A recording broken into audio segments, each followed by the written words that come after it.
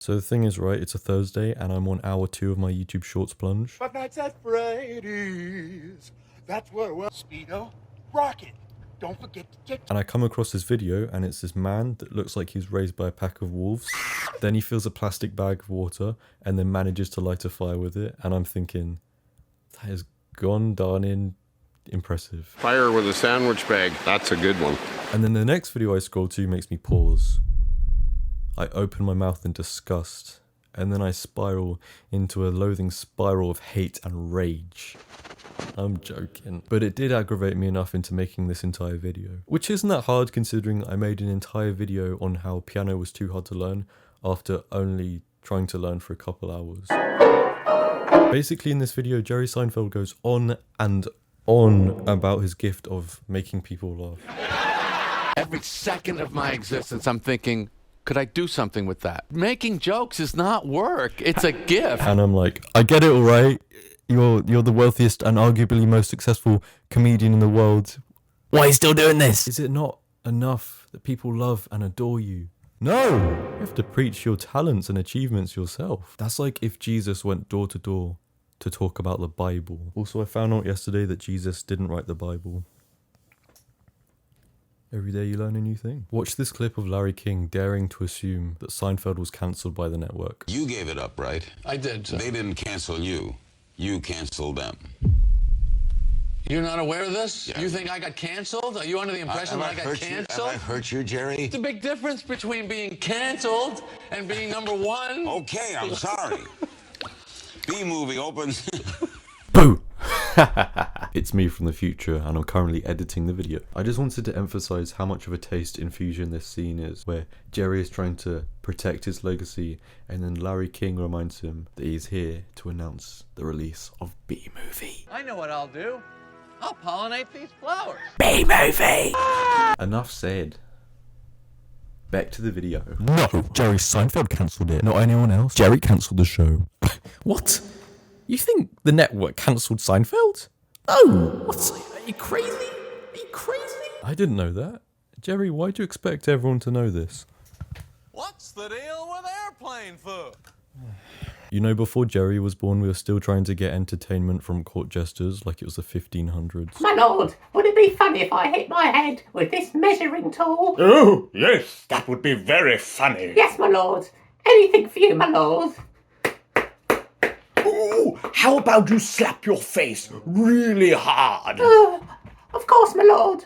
Then Jerry Seinfeld was born, and then, like some kind of comedy Jesus, he reinvented everything we know about making people laugh. No, he basically invented the genre of entertainment. No, actually, he discovered the laugh molecule. It's very evident that he's always living in this mode with his guard up, ready to deflect any normal sentence. Like, how are you today? I'm happy to see you. Thank you for coming back on the show. I'm psyched. No, Jerry, don't say it. Don't say it. Why do you say that? Everybody wants to be on this show. You don't have to thank anybody. But hey, that's just Jerry Seinfeld for you. You've got to be quick on your toes if you're speaking to him, otherwise you'll get caught out by his remarkable wit. I'm only trying to paint the picture that Jerry Seinfeld does take this very seriously. And if you challenge his idea of what stand-up comedy is, he'll just call you a mug who likes chocolate mug cake. What, you a mug that loves chocolate cake? And watching this interview, he gives off this energy that can only be described as extra.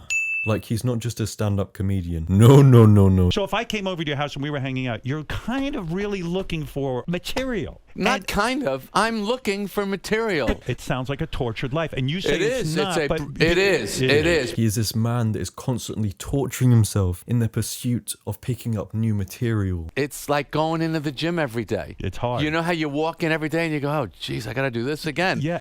It's just extra. I would genuinely understand Jerry Seinfeld a lot more if he didn't do this whole, yeah, I'm the funny guy. I'm constantly observing people and making jokes. Hey, I can't help it. Who you kidding? Capiche?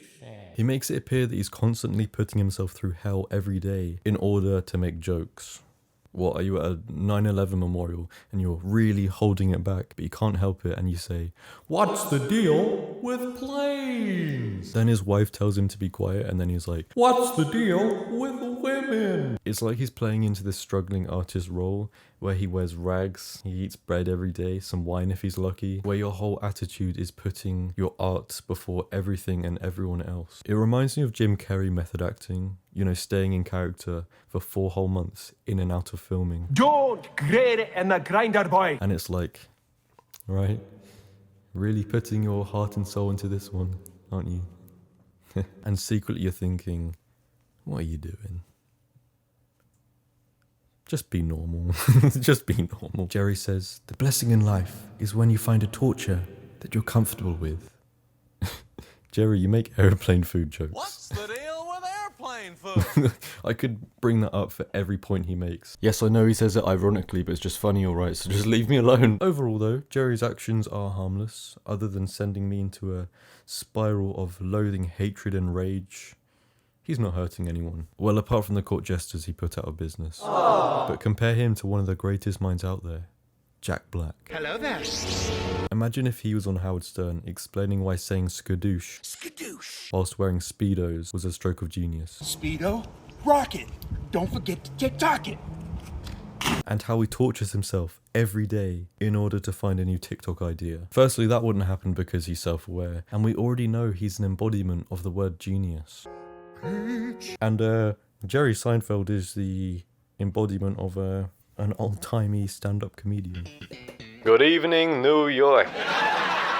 What's the deal with the British? They look funny. Hell, they even talk funny. And did you know they have beans on toast for breakfast? I didn't see that one coming.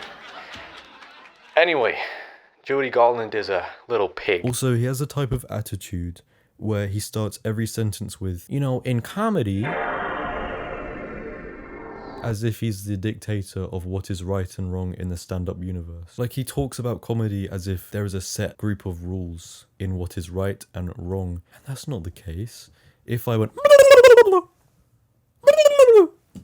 Some of you laughed at that. Some of you, I promise, some of you did laugh at that. Also, this isn't a Jerry Seinfeld exposed kind of video. I do not have this deep-rooted trauma surrounding him. If anything, I'm just talking about the general subject of comedy snobbery. His smug, bitter, and cold personality is what people love and admire about him. He's just the classic attitude of, I don't care what people think. I'm just me, and that's fine.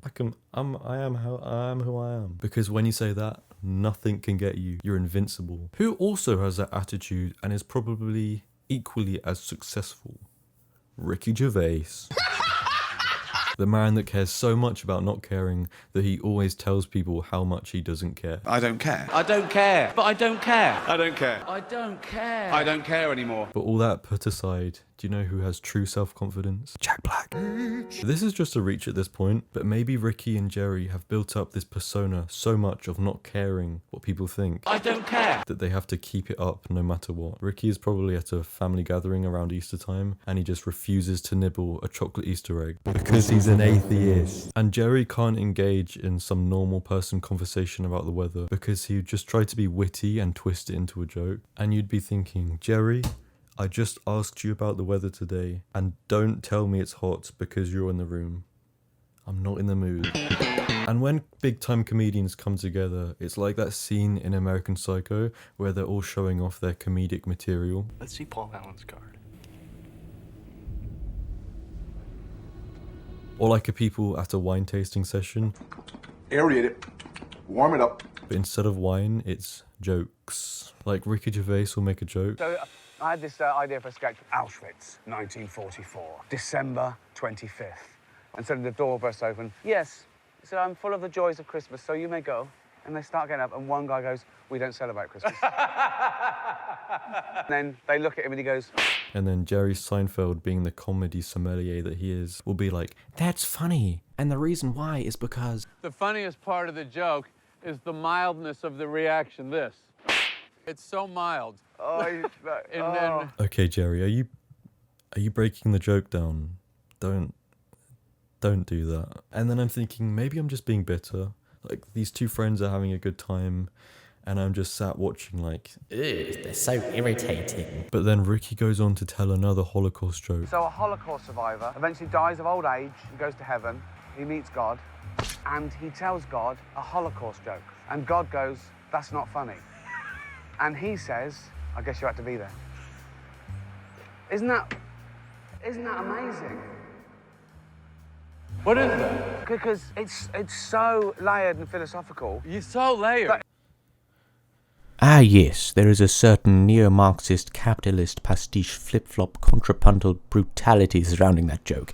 You see, it really is quite complicated to understand and comprehend the true meaning. And as if it's some kind of profound literature, they're there with their wine, sipping, going, ooh, some atheism.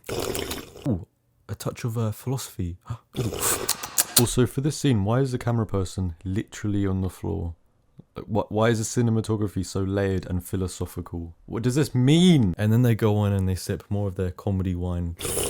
And then they dissect the jokes apart until they're just words. What is it about my airplane food jokes that is just so profound? I mean, what is the deal with airplane food? It kind of reminds me of current Gen Z humor, where you say something so obvious and basic that's not funny at all, but you do it in the context of a joke, which immediately makes it very funny. So saying, what's the deal with airplane food, was actually really ahead of its time. Okay, thank you all for sitting through my long drawn out criticism for something that has been controlling my life for the last couple weeks. Not because it's a big deal, but I rewrote the script and I'm here filming it again. And I'm just so done with it. Also, Jeremiah Seinfeld, I know you're watching. I wish you all the best, and I hope you keep doing what you do best.